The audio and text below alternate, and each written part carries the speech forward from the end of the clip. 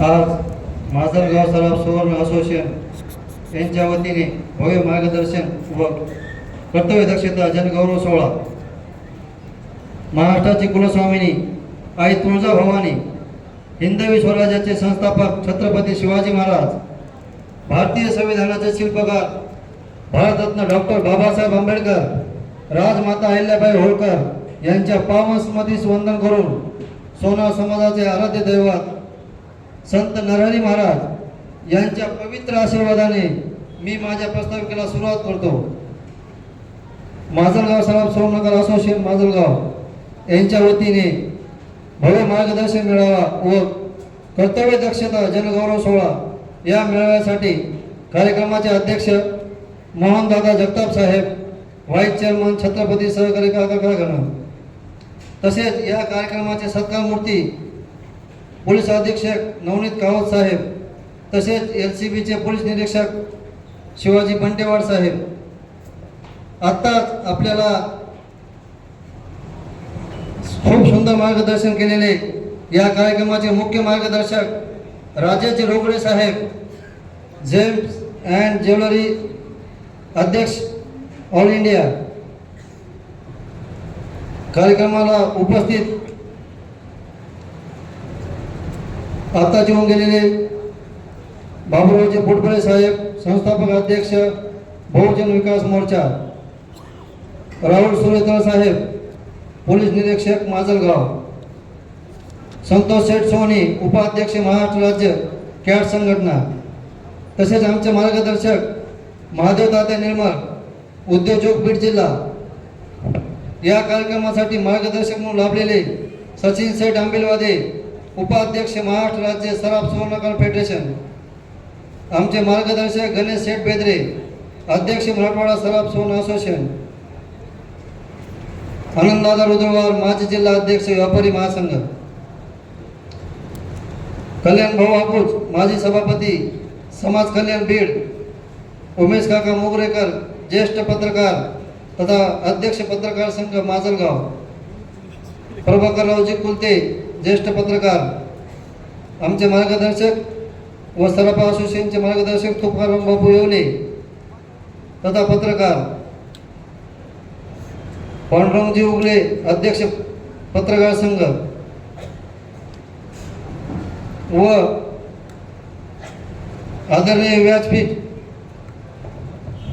व ज्यांनी आपल्या आता कायदेशीर विशेष मार्गदर्शन लाभलं असे आमचे ॲडव्होकेट दीपक देशमुख, कायदेशीर सल्लागार व सर्व तालुक्यातील अध्यक्ष,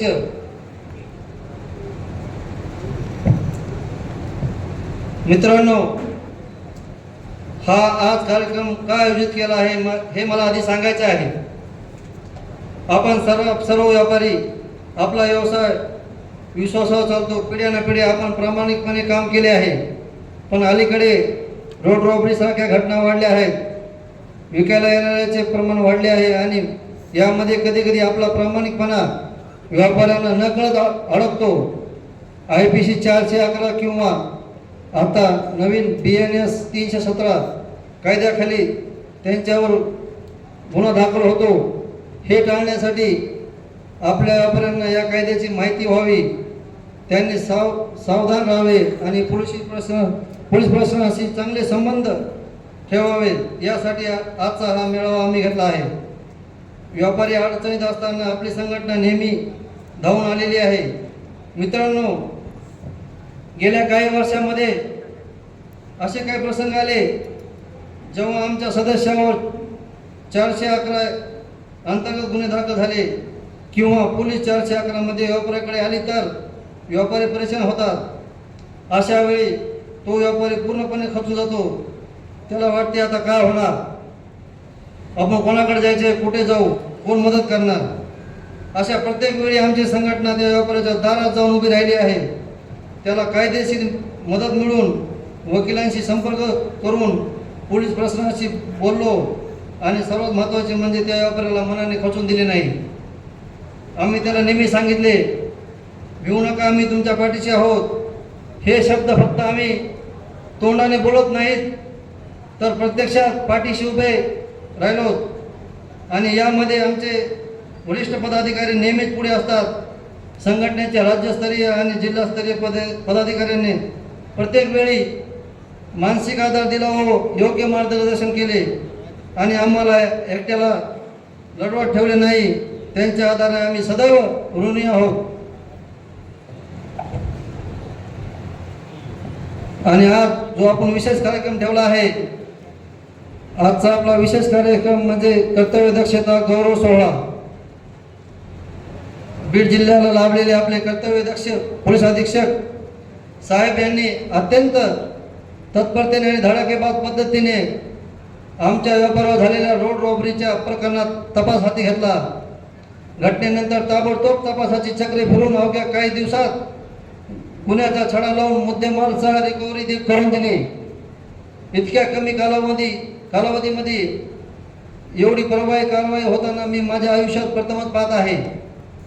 त्यामुळे आमच्या सर्व व्यापारी बांधवांच्या मनात त्यांच्याबद्दल प्रचंड आदर व विश्वास निर्माण झाला आहे. अशा कर्तव्यदक्ष तत्पर आणि जनतेसाठी झटणाऱ्या अधिकाऱ्यांचा लाभ बीडला झालेला आहे. हे खरोखरच आपल्या सर्वांचे भाग्य आहे. आज आपण करत असलेला हा सत्कार जरी छोटासा असला तरी आमच्या सर्व व्यापाऱ्यांच्या हृदयात त्यांनी कायमचे स्थान निर्माण केले आहे. त्यांच्या कार्याबद्दल मानावे तेवढे आभार खरोखर कमी आहेत.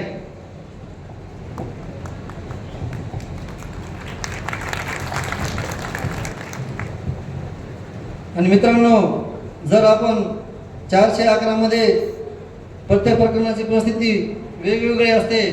त्यामुळे प्रत्येक केसमध्ये वेगळे अभ्यास करून कायदेशीर बाबी समजून निर्णय घेतला त्याचा आपल्याला नक्कीच फायदा होतो.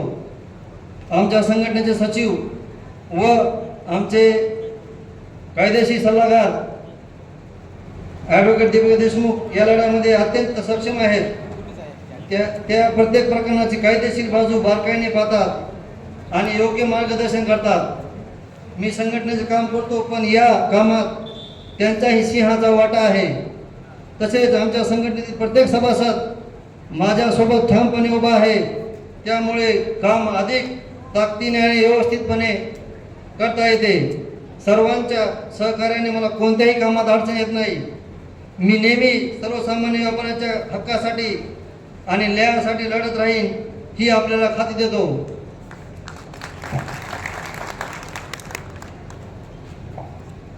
थोडे आपले व्यापाराकडे विषय घेऊया. आपले प्रमुख मार्गदर्शक यांनी सांगितल्याप्रमाणे सर्व व्यापारी म्हणून आपण खरेदी करताना काही साध्या गोष्टी लक्षात ठेवल्या पाहिजेत. आपण स्वतःला कायद्याच्या कचाट्यातून वाचू शकतो.